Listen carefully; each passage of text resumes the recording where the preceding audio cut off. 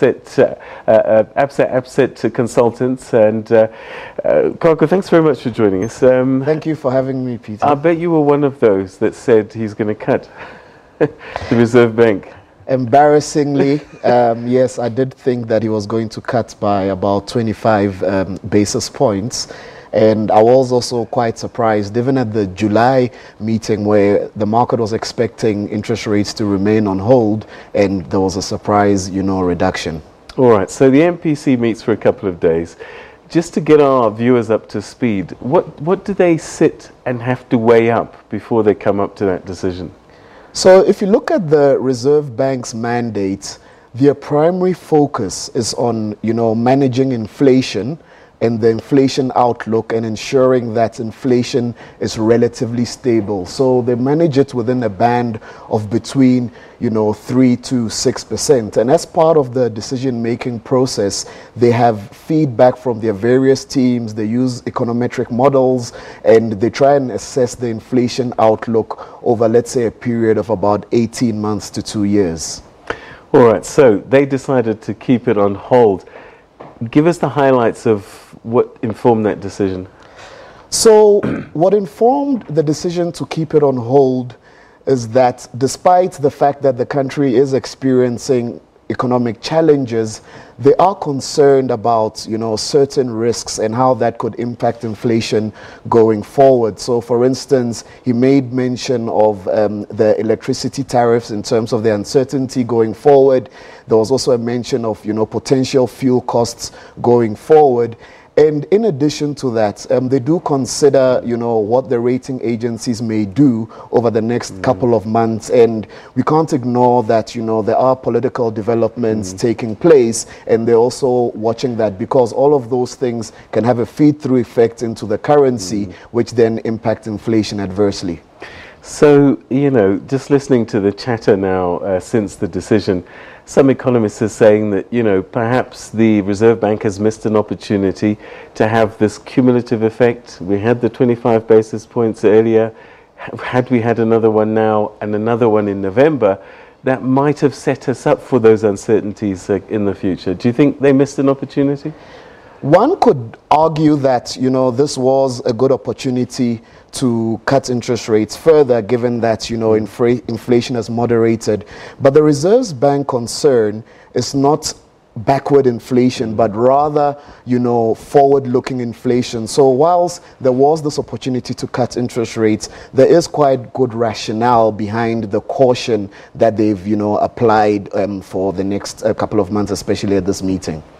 What is it that they were not certain of? Because we're comfortably within that band at the moment with the interest rates. So what worried them the most, or what didn't they know that they just couldn't take a chance on? So what they don't know is how the political situation will definitely unfold going towards the end of the year.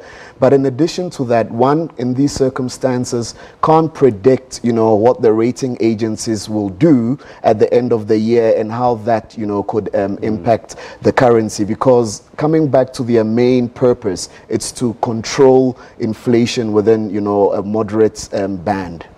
But, I mean, those are future events. Can't you set yourself up for those uncertainties by dropping the rates now? What would be the effect if those outcomes came negatively and they took a bet now? I think that the Reserve Bank has, quite a cautious approach to implementing monetary policy.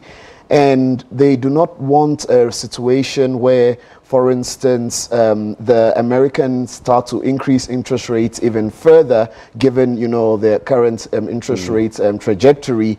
And then you have a situation where the currency remains extremely vulnerable if you have, certain things converging to make the currency weak. All right. So you mentioned the fuel price. And it looks like electricity, the regulator might give Eskom a double-digit figure. And then the rand, which seems to also be under a bit of pressure. All of these put together, what does it mean going forward? Might we not even get another cut in November? The possibility of a cut over the next 9 months to a year still, exists.